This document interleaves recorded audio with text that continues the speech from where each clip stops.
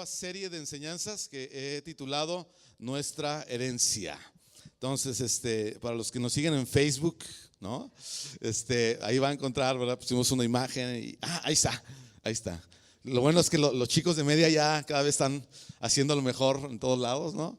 Y le hemos titulado de esa manera y estoy emocionado de compartírselos. Nos va a tomar quién sabe cuánto tiempo. Ya ve que digo 4 o 3 semanas y terminamos en 2 o 3 meses, ¿no? Entonces creo que hay mucho que Dios quiere comunicarnos, hablarnos a través de este libro de Josué. Y nuestro énfasis y nuestro enfoque va a ser la herencia, ¿sí?, que Dios nos ha dado y que nosotros podemos, ¿sí?, o recibimos a través de la fe en el Señor, y cómo eso cómo eso funciona, cómo eso se aplica a nuestras vidas. ¿Está bien? ¿Sí? ¿Está emocionado junto conmigo o no? Gracias te damos esta tarde, Señor, tu presencia, tus promesas, Señor. Gracias, Padre, por estar entre nosotros. Emmanuel, muchas gracias por tomar la forma de hombre y habitar entre nosotros, Señor, para mostrarnos a Dios, para mostrarnos el cielo, para mostrarnos al Padre. Gracias, Jesús, por hacerlo una y otra vez, y porque ahora también lo haces a través de tu Espíritu entre nosotros, Señor. Pedimos que esta tarde nuestro corazón esté abierto, nuestros oídos, Señor, no solamente físicos, sino del corazón, Señor, para poder oír tus palabras, para poder oír tu corazón, y que nuestro corazón pueda responder en fe, Señor, en confianza a tus preciosas y magníficas palabras, Señor, porque así son todas ellas. En el nombre de Jesús oramos. Todos decimos amén. Entonces, ¿cuántos quieren una herencia? ¿Cuántos quieren recibir la herencia?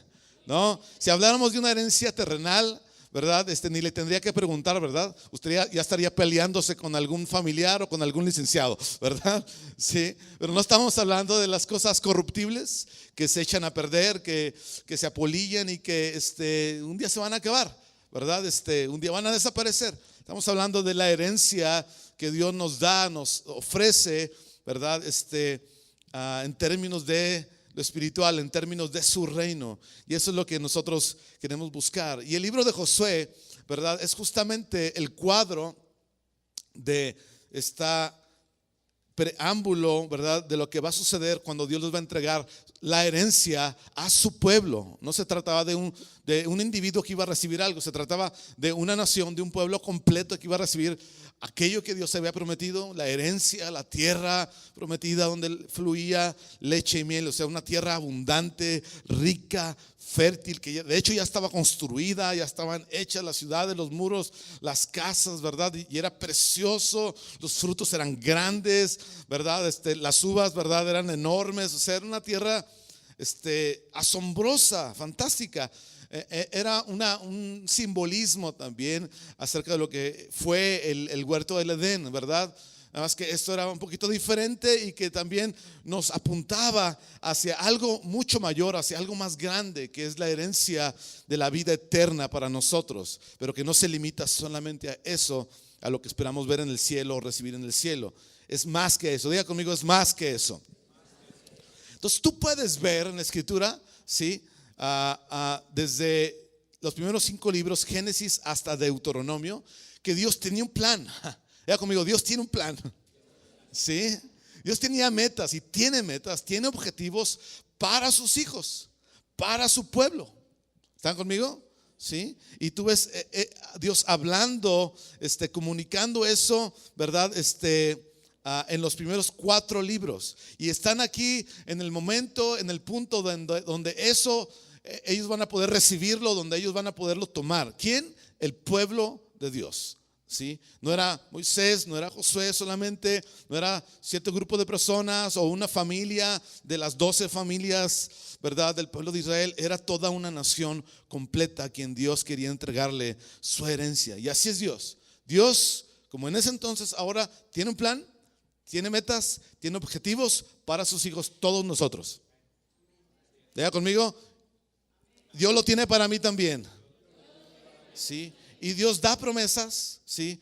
Dios da sus palabras ¿sí? Y eso sucedió en esos primeros 5 libros y fue reiterado y hablado una y otra vez a una persona, a Abraham primero, ¿verdad? A Isaac después, su hijo, a Jacob después, su nieto, y así ha sido y así es ahora.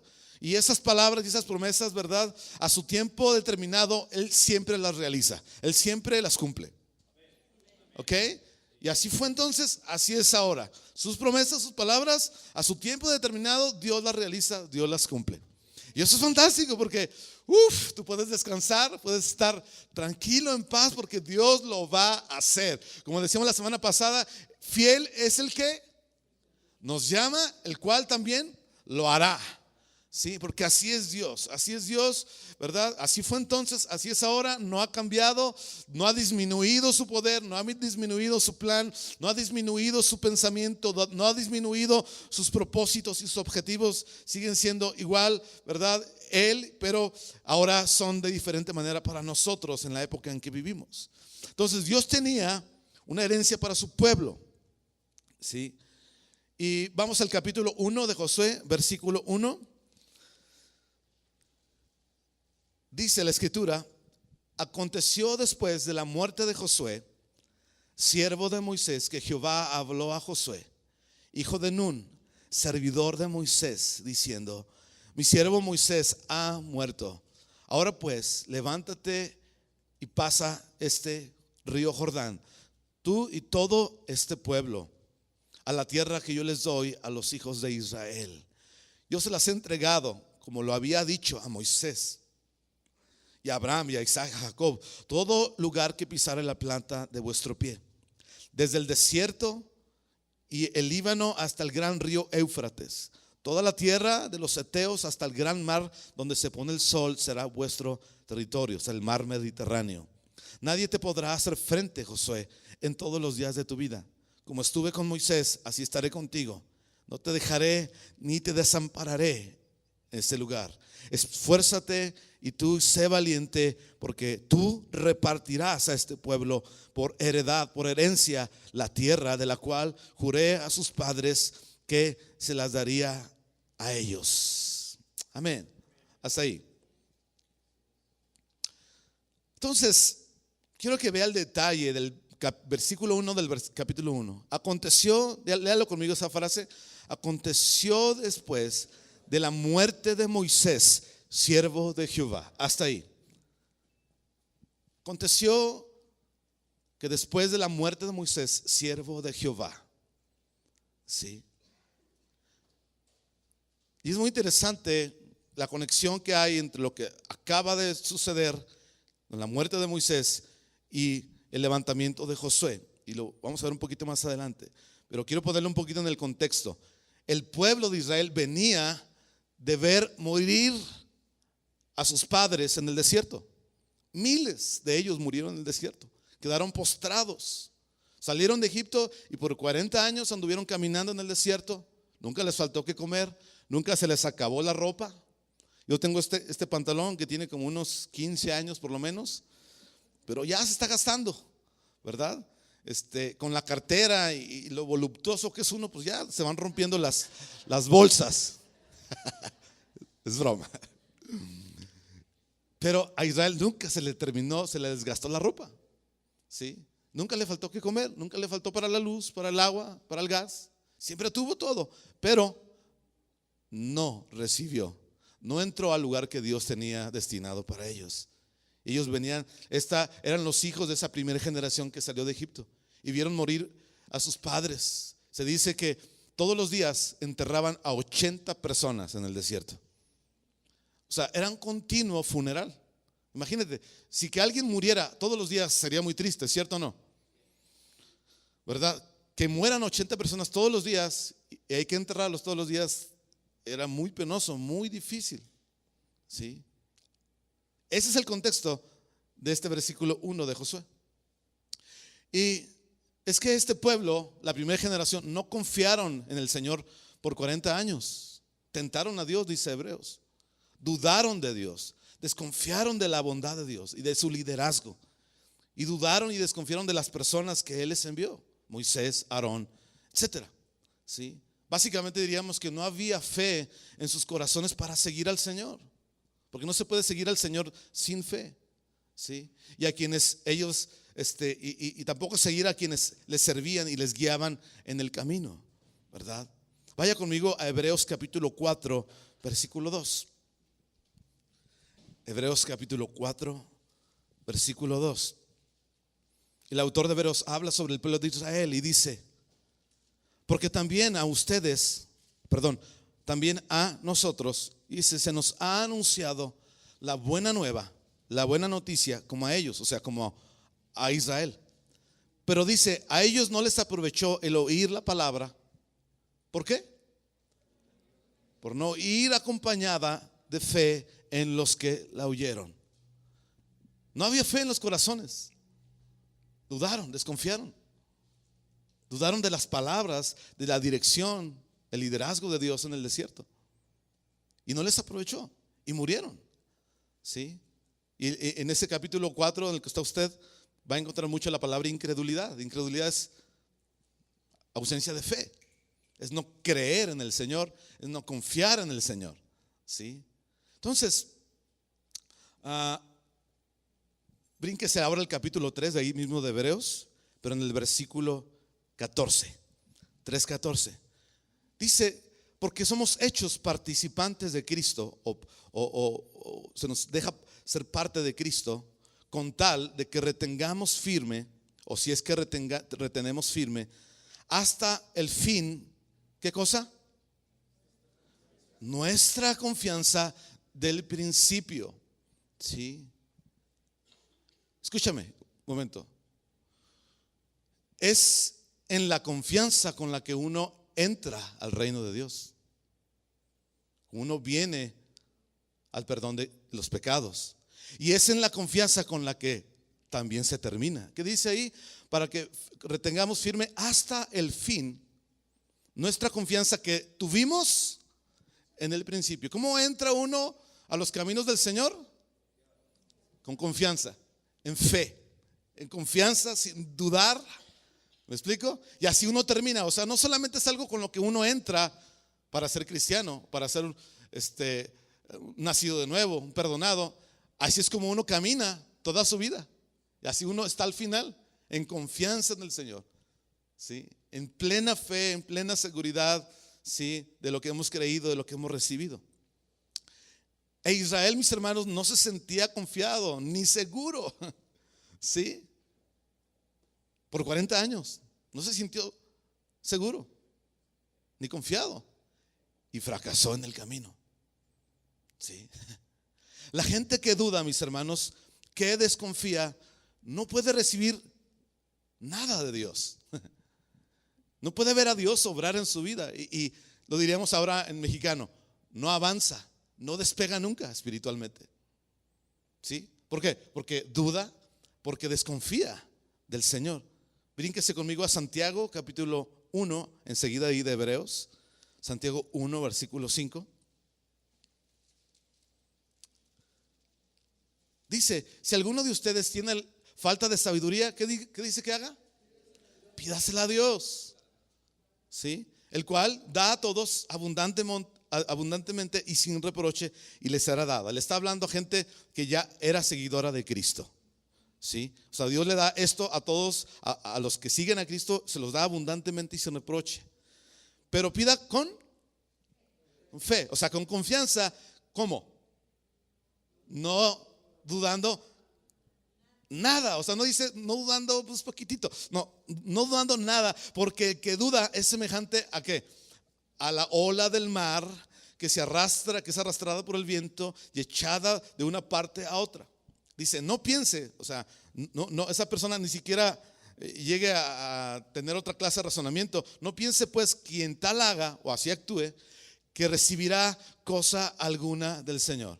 ¿Qué le va a suceder a la persona que duda? No va a recibir, ¿qué cosa?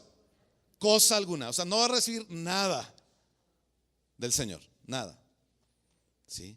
Mire, la primera generación no recibió la herencia, ¿sí? Miles de personas no recibieron la herencia, no vieron la promesa realizarse, mis hermanos. murieron sin ver, sin recibir lo que el Señor tenía reservado para ellos, que era magnífico, era asombroso, era abundante, era estrafalario, si usted quiere llamarlo. O sea, sí, es como si usted llegara, vamos a hacer una proporción pequeña. Es como si a usted le dijeran, ¿verdad? Todo las villas del campestre es su herencia. Ya hay casas, hay alberca, campo de golf, ¿verdad? ¿Qué más? Salón de fiesta, todo, ya hay todo. ¿No le sonaría estrafalario que yo le dijera a usted eso? Uy, ¿cómo? Sí, todo es tuyo. No una casa, todas las 100 hectáreas que hay ahí, por así decirlo. Sería estrafalario, sería demasiado para mí solo, ¿no? ¿Sí? Así era la tierra de Canaán. Era enorme y vasta y rica y abundante. Pero ellos no pudieron verlo, no pudieron recibirlo, ¿sí? Lo que Dios tenía reservado para ellos. ¿Por qué? Porque dudaron. Porque desconfiaron del Señor, de su bondad, de su cuidado, de su provisión, de su completo control a través de otras personas. Y fracasaron en el camino. Qué terrible. Dice la última parte del pasaje que estamos viendo, versículo 8. Y el hombre de doble ánimo es inconstante en todos sus caminos. ¿Sí? Doble ánimo, mis hermanos, ¿sí? No es mucho ánimo, no es un 200% de ánimo, no. Todo lo contrario, ¿sí? Doble ánimo es una ola, o sea, es una persona, es una ola que viene y se va. ¿Sí? ¿Cómo son las olas? ¿Cuántos conocen el mar? Por lo menos en Facebook. Es una ola que viene y se va, y luego se va y luego se vuelve a venir y luego se va otra vez, y así por años. Así es una persona que dice, fíjese, o piensa una cosa un día, quiere una cosa, le gusta una cosa, pero extrañamente después ya no la quiere. Aquello ya no le gustó, aquella cosa ya no la quiere y ya le disgustó aquello. Hola. Sí. Va en una dirección, ¿verdad? Y después ya no sigue esa dirección. Y así es toda su vida. Un día le gusta el color gris oscuro, ¿verdad? Y a las 3 horas no, ¿verdad? Verde pistache. ¿Sí? Y es un vaivén de pensamientos, de decisiones, de direcciones, ¿verdad? Tal persona no puede recibir nada del Señor. Es una persona de carácter inestable, de reacciones contrastantes, ¿verdad? Está feliz y media hora después está completamente al contrario. Es impaciente. Una persona de doble ánimo. La gente que duda es impaciente. Vea el versículo 3 ahí de Santiago. ¿Qué dice? Estoy perdido. Dice, sabiendo que la prueba de vuestra fe produce paciencia. ¿Pero la prueba de qué? De fe. La prueba de la confianza produce paciencia. Pero una persona que duda, que es inconstante en todos sus caminos, es impaciente también, ¿verdad? Siempre, ¿verdad? No tiene la paciencia, como decíamos hace 8 días, para entrar en un proceso, para estar en orden, caminar bajo autoridad y bajo una estructura. Es impaciente, ¿verdad? Quiere todo ya y que las cosas sucedan ya, ¿verdad? ¿Sí? ¿Cuántos han visto en un niño? ¿Cuántos han visto a esos típicos chicos pequeños, ¿verdad? Chicos en sus momentos de ser niño. Es decir, está llorando, ¿verdad? En algún momento y en menos de 5 segundos se está riendo a carcajadas y le das un dulce. ¿No te los han visto? ¡Ay! Le das el dulce. Está feliz. O sea, dices, ¿cómo sucedió eso? Porque ¿cómo cambió tan rápido su estado de ánimo? ¿Sí? Está llorando, ¿verdad? O se está riendo y jugando bien padre y en menos de 5 segundos está llorando si le dices que hay que entrar a la casa y bañarse. ¡No! ¿No? Sí. Yo veo a mis vecinitos, los hijos de Lourdes, y están en la calle, andan desde las 3 de la tarde que llegan de la escuela y comen, salen a la calle, andan haciendo relajo y nomás oigo cuando su mamá les grita, Jonathan, ¿verdad? Y no, están felices en un momento y 10 segundos después están que echan el grito. Bueno, así es la gente que duda. Tiene reacciones contrastantes demasiado rápido. Sí, demasiado pronto. De hecho, el contexto de este pasaje de Santiago nos habla de gente que vivía en persecución. Sí, si se fijan en el versículo 1 dice a los que están en la dispersión, o sea, era la gente que había sido perseguida por causa de su fe en Jesucristo, que había sido, sí, corrida y perseguida de sus hogares. Y a esta gente Santiago la está desafiando a actuar con madurez, porque le dice, ¿verdad? A ustedes les digo, tengan sumo gozo cuando se hallen en diversas pruebas y sabiendo que la prueba de vuestra fe produce paciencia. Ese era el contexto. O sea, a esa gente se le estaba pidiendo ser muy estable en medio de la prueba y la aflicción. Sí. Y enseguida viene la gente que duda, la gente inestable, de doble ánimo, nunca puede recibir lo que Dios tiene para ofrecerle. Y como ya dije, no avanza, no despega nunca en la vida espiritual. Siempre está atorado. Y no queremos que eso nos pase. Amén. Queremos confiar, aprender a confiar, a no dudar del Señor, ni dudar de aquella gente de la cual Él ha dispuesto para nosotros. ¿Están conmigo? Amén. Ahora sí, vaya conmigo de nuevo al versículo 1 de Josué. Dice entonces, aconteció que después de la muerte de Moisés, siervo de Jehová. Entonces ya vimos el contexto, ¿sí? Y nadie puede, ¿sí?, recibir nada del Señor si uno se mantiene en un estado de pensamiento o de vida que duda, que desconfía, ¿sí?, de gente que no se deja guiar. Después de la muerte de Moisés, mis hermanos, representa, ¿sí?, el régimen de la ley, el régimen de la letra, ¿sí? Eso representa a Moisés en términos bíblicos. Cuando los judíos pensaban y hablaban de Moisés, se referían esencialmente a la ley, a los primeros 5 libros de la Biblia, que se le llama el Pentateuco: Génesis, Éxodo, Levítico, Número y Deuteronomio, ¿sí? Y Moisés representa eso. Y dice que muere después de la muerte de Moisés, siervo de Jehová. ¿Sabes? La ley, escúchame bien, no puede recibir la herencia. Sí. La ley es necesaria, sí, pero la ley no podía y no puede recibir la herencia ni lo que Dios le ha destinado a sus hijos. ¿Es necesaria la ley de muchas formas? Sí. De hecho, la Biblia lo menciona, que es como el ayo, la guía, el tutor que nos lleva, ¿sí?, hacia otro punto, que era Jesús, ¿sí?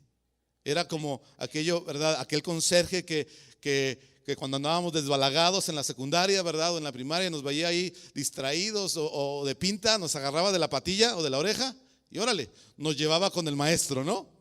Esa era básicamente parte de la función de la ley: guiarnos a Cristo, mostrarnos nuestra incapacidad y debilidad para agradar a Dios, para llevarnos al Salvador, a Jesús. Moisés dice, muere. ¿Por qué? Porque la ley nunca puede recibir la herencia, ¿sí? Es solamente la guía al Salvador y a la verdadera herencia que está en Cristo. Y dice, aconteció que después de la muerte de Moisés, siervo de Jehová. La ley fue un siervo de Dios. en el propósito, ¿verdad?, eterno y contemporáneo. La ley fue eso, solamente un esclavo, un siervo de Dios que funcionaba y servía para llevarnos a algo mayor, a algo más grande que se llama Jesús. Solamente fue un sirviente del Señor para diferentes propósitos. ¿La ley era buena? Sí. ¿Era santa? Sí. ¿Era agradable? Sí. Pero no alcanzaba para lo que Dios tenía planeado.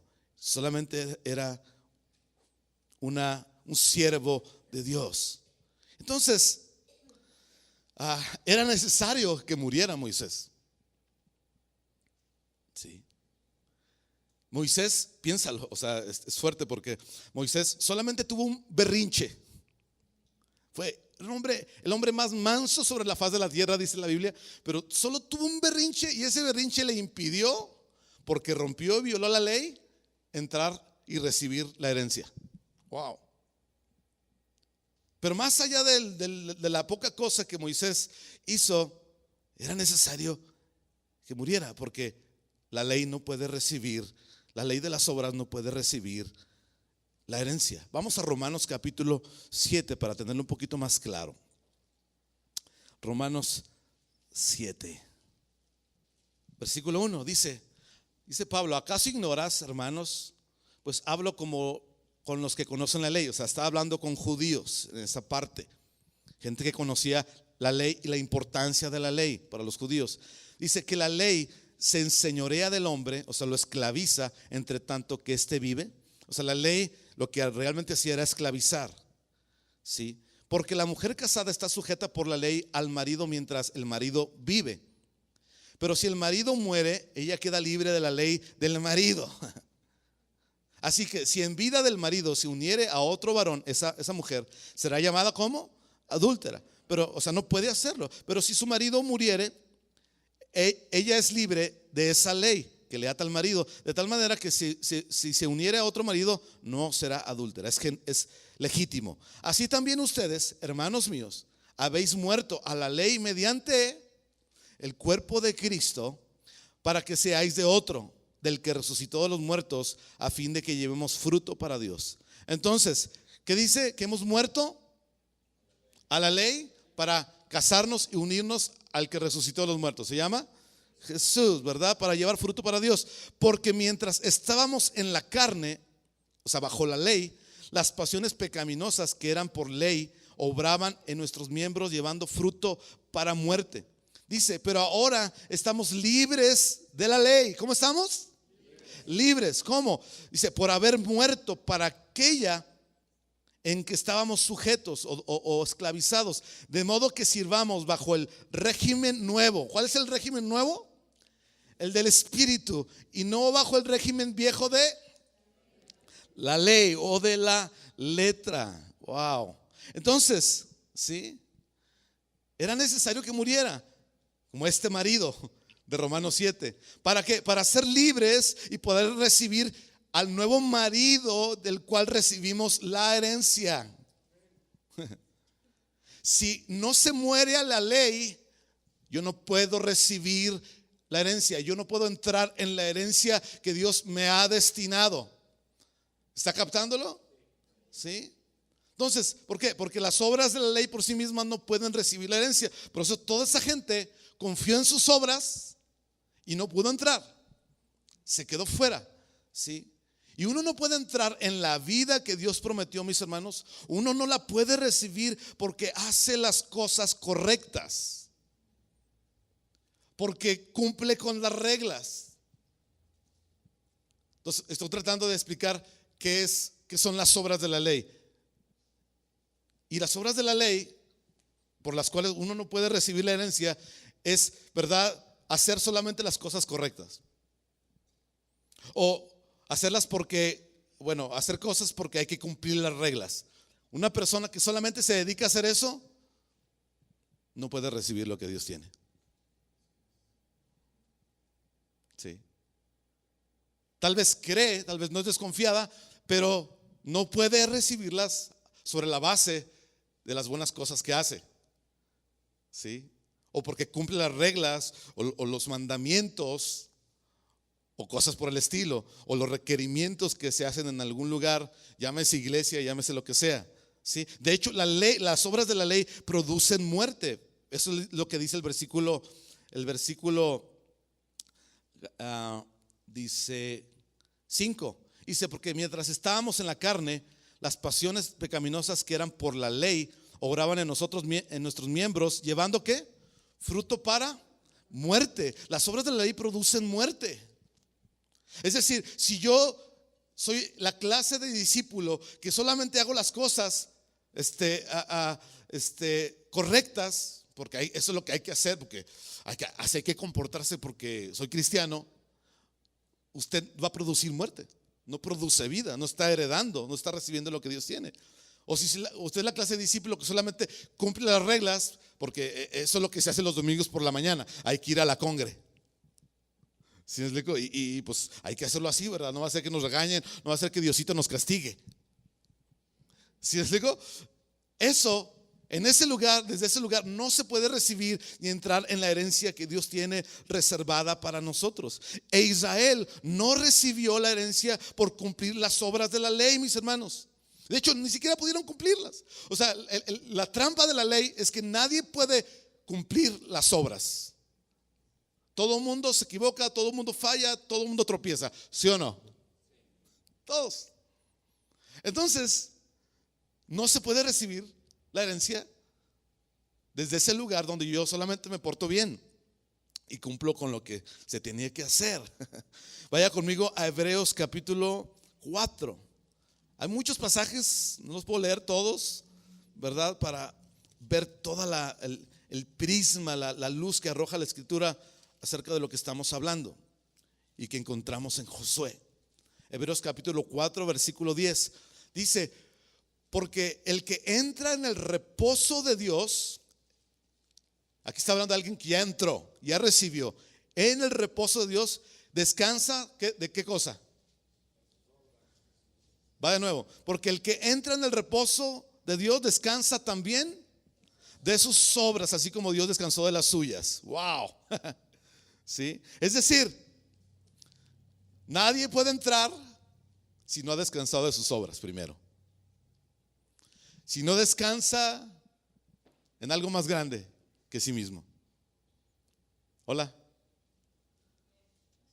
Si no confía, si no es de fe, su pensamiento y su actuar, no puede entrar en el reposo, no puede recibir, ¿sí? Porque por las obras de la ley, repito, no se puede recibir la herencia, ni el reposo, ni el descanso, ¿sí? Es imposible. Uno necesita llegar a un punto donde aquello ya deje de hacerlo, ¿sí? Y de ofrecérselo a Dios o descansar en eso para entrar y recibir lo que Dios tiene. Entonces, ¿cómo sabes si una persona aún está operando, funcionando bajo las obras de la ley? Sabes que no es difícil darse cuenta. Aquí es donde entramos a la parte donde pisamos callos. ¿Está bien? ¿Sí? Piensa en los fariseos. Ellos hicieron de las obras de la ley su más alta insignia y orgullo. Ve lo que yo hago. Yo soy hijo de Abraham. Sí. Yo soy del linaje, de la sangre de aquel hombre, de aquel personaje, ¿verdad? Así que Jesús, no vengas a decirnos nada, no te queremos oír. Es más, tú eres un endemoniado, loco, chavo de 30 años que trae, ¿verdad? Quién sabe qué cosa en el cerebro, ¿verdad? Sí. Y esta gente se la pasó así. Estaban tan enamorados y descansados en sus propias obras que las amaban las obras y se amaban a sí mismos por guardarlas y por cuidarlas. Entonces, no es difícil darse cuenta cuando una persona aún está operando bajo sus propias obras o descansando en las obras de la ley. ¿Sabe por qué? Porque la persona se justifica a sí misma una y otra vez. Es uno de los rasgos sobresaliente de alguien que descansa y vive aún bajo el antiguo régimen, ¿sí? Siempre se está justificando a sí misma. Hola. Yo estoy disfrutando esto por ver sus caras. ¿Sí? Hay diferentes formas en que la gente nos justificamos, ¿verdad? Pero eso ha sucedido desde el huerto del Edén, ¿verdad? Hay de la gente que dice, ¿verdad?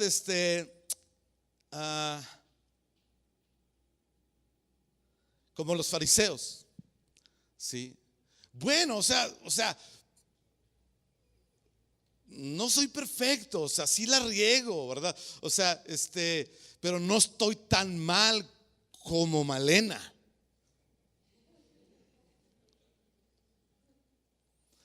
Sí.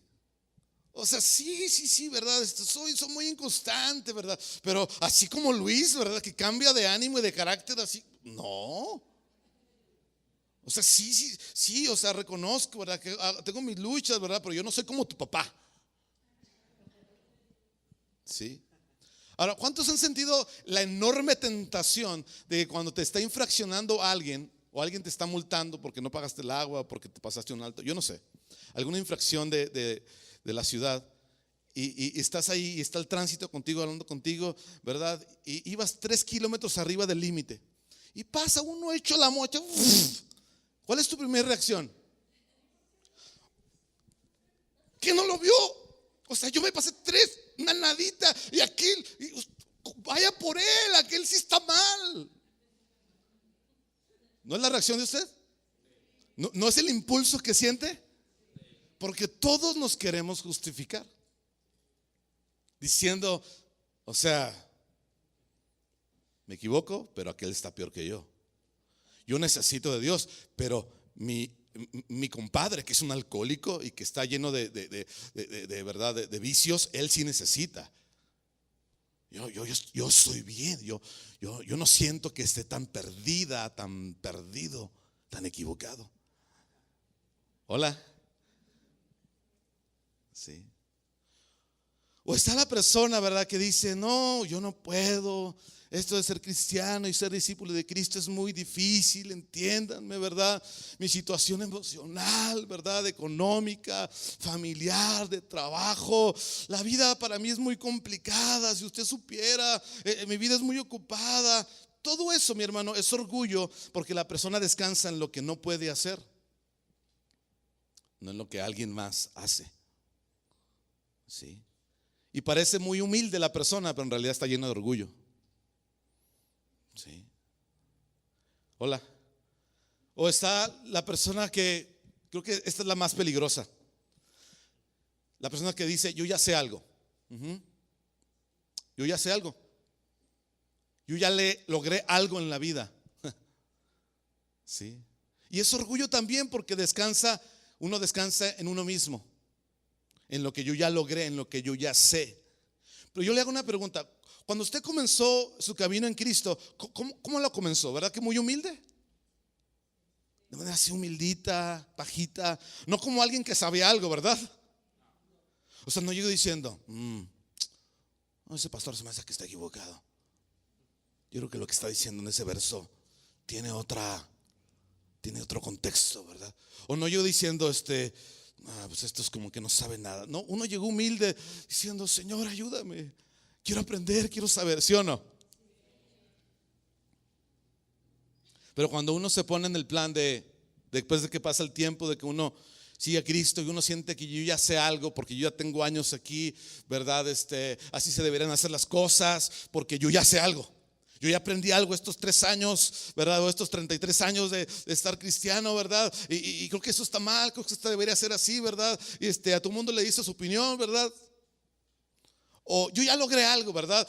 Entró, ¿verdad? A lo mejor muy amolado en Cristo, ¿verdad? Traía una situación económica o emocional terrible y venía amolado, por arrastrando la cobija, y ya logra algo en la vida, tiene algo en la vida y siente como que a mí ya no me enseña nada, ¿verdad?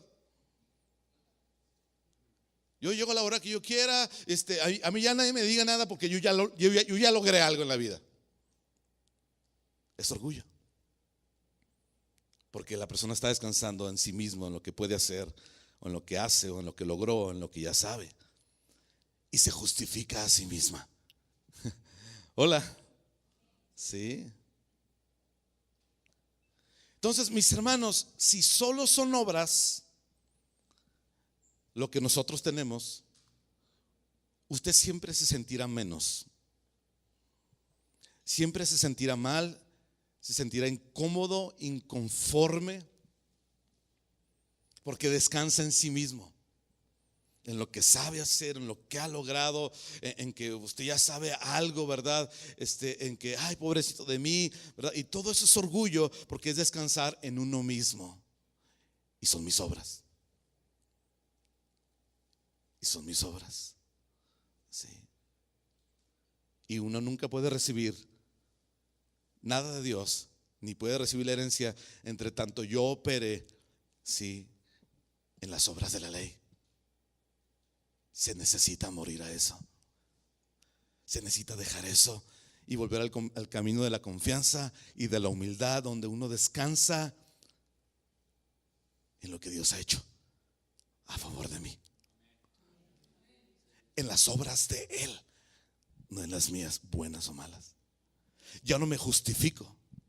O sea, si yo la riego, por ejemplo, ¿verdad? Le grité a mis hijos, y en lugar de decir, bueno, pues es que me provocan, en lugar de decir eso, ¿sabes? Perdóname, la regué, pero ya no me justifico. Pero cuando digo, ¿verdad? Ya les grité, le grité a mi señora, y si volteo digo, bueno, pues es que también, oye, es una fiera. Y ya me justifiqué. Estoy operando en las obras de la ley, porque me estoy justificando a sí mismo. Hola. No, pues ¿qué querías, verdad? Las revistas estaban ahí, la película, pues oye, no había otro canal, se atoró el control y pues no podía pagarla, ¿verdad?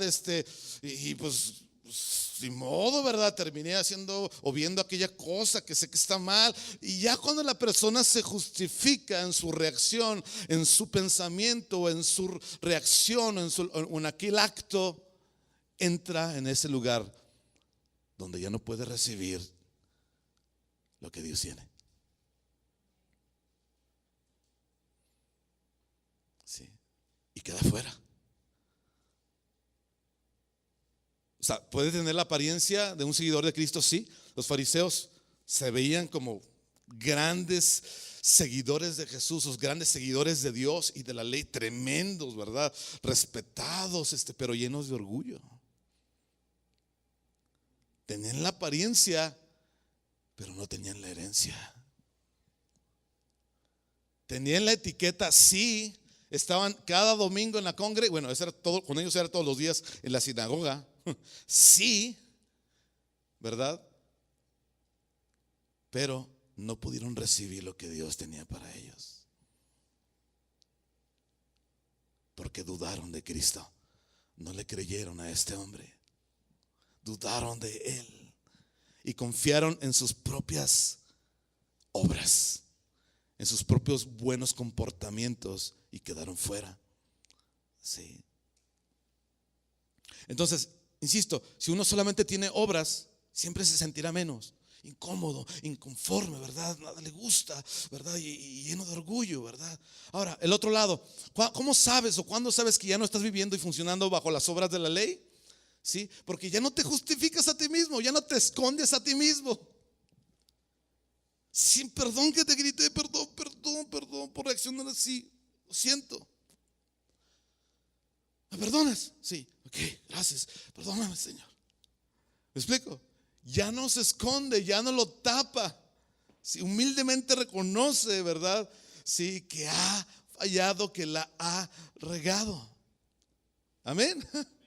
Sí, decía el apóstol Pablo, o sea, él decía, hablando de las muchas cosas buenas que él tenía: yo soy un fariseo de fariseos, un gran religioso, he cumplido la ley, ¿verdad? He sido celoso de Dios y de la ley. O sea, da una lista enorme de todo lo bueno que él era. Un super líder, un tipo inteligente, un gran religioso, ¿verdad? Un gran cumplidor de la ley. Dice, pero eso no me sirve, eso es basura. Eso es estiércol. Y no me puedo justificar. Dice, porque mi justicia es Dios. Mi justificación está en Cristo. Dice que yo no sea hallado en mi propia justicia, es decir, en mi propia justificación, que yo no sea hallado justificándome a mí mismo una y otra vez, porque entonces quedo fuera. No puedo recibir lo que Dios tiene para mí. ¿Está conmigo? Por eso dice Pablo, yo renuncio a eso, no me justifico, ¿verdad? En todo lo bueno que yo fui y que por eso entonces merezco la herencia. Y entonces merezco que Dios me dé y que Dios haga esto, haga un milagro. No, digo, eso no me sirve. No se ha hallado yo justificándome a mí mismo, sino se ha hallado yo en la justicia de Jesús. Justificado en las obras de Jesús que ha hecho a mi favor. Wow. Sí. ¿Por qué? Porque la ley de las obras no puede nunca recibir la herencia. Por eso así empieza Josué. Y después se aconteció que murió Moisés, siervo de Jehová. Sí. Y quiero, terminando, leer Romanos 7, versículo 6. Dice, pero ahora estamos libres de la ley, por haber muerto para aquella en que estábamos sujetos o esclavizados. De modo que sirvamos bajo el nuevo régimen. ¿Cuál es? El del Espíritu. Y esa va a ser toda otra parte que vamos a ver. Y no bajo el régimen viejo de la letra. La ley fue el viejo régimen. ¿Tuvo su valor? Sí. Pero ya no estaba operando más. Ya no operaba más. Y en escena, sí, vemos Dios levantar el nuevo régimen. Entrando el nuevo régimen. Dios levantándolo. Y ese nuevo régimen está representado en Josué con la persona de Josué. Sí. Muere uno, Dios levanta al otro. El régimen de las obras muere y viene el régimen del Espíritu, el cual hablaremos más abundantemente. Y ahí es donde Dios nos quiere introducir. Ahí es donde Dios quiere llevarnos y que podamos recibir lo que Dios tiene. Fuera de eso no se puede. Dice, pero ahora estamos libres de la ley por haber muerto a ella. ¿Cuántos? No me responda. ¿Cuántos son libres de la ley? De las obras de la ley.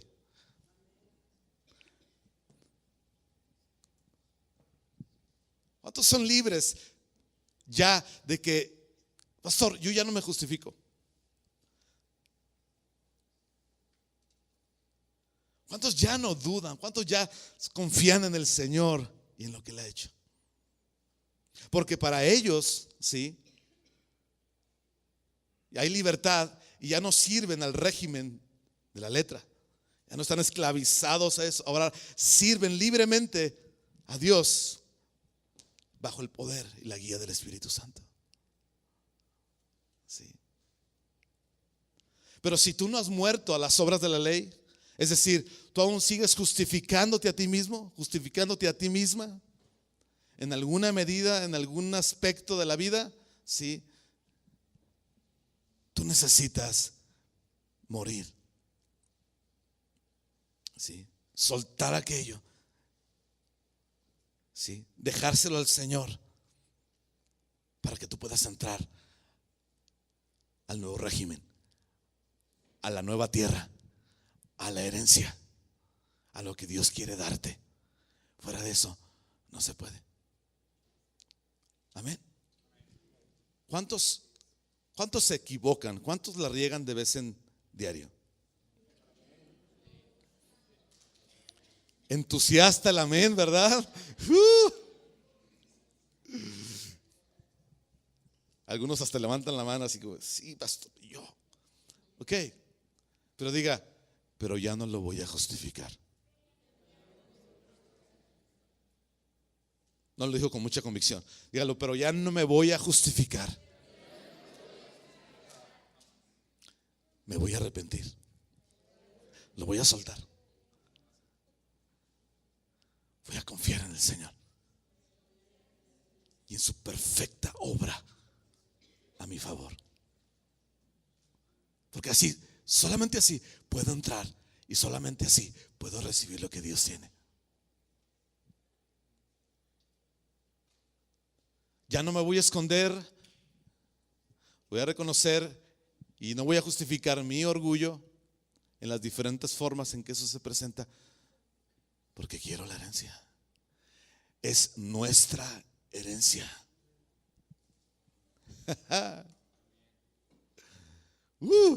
Es magnífica, es estrafalaria, es ilimitada, es asombrosa, pero es necesario que las obras de la ley mueran en nosotros. Sí, es necesario. Amén. Dice el pasaje, ¿verdad? Que está Jesús y tiene a dos personas diferentes en un mismo escenario. Un publicano que era, ¿verdad?, visto como alguien negativo, como un ladrón, como un rechazo en la sociedad judía. Y estaba un fariseo. Y el fariseo, la actitud del fariseo, ¿cuál fue? No, Señor, mira, yo diezmo, yo no le fallo a la sinagoga. Sí. Yo hago esto, yo hago lo otro, y la ley, ¿verdad? Yo la cumplo, la traigo aquí, pero rectita, ¿verdad? No se me va ni un punto ni una coma. Sí. Con la cara hacia arriba, ¿verdad? Diciendo, ¿verdad? Deberías de tomarme en cuenta, Señor. Deberías promoverme aquí entre la comunidad, ¿verdad? Judía.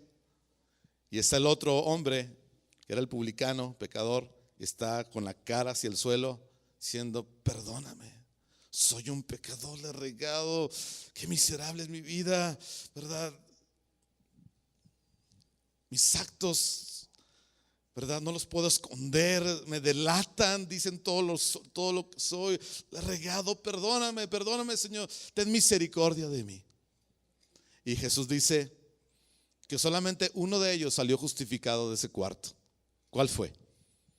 El que se portaba muy bien, el que cumplía con las reglas, el que se dedicaba a hacer las cosas correctas. No, ¿verdad? ¿Quién fue justificado? Publicano.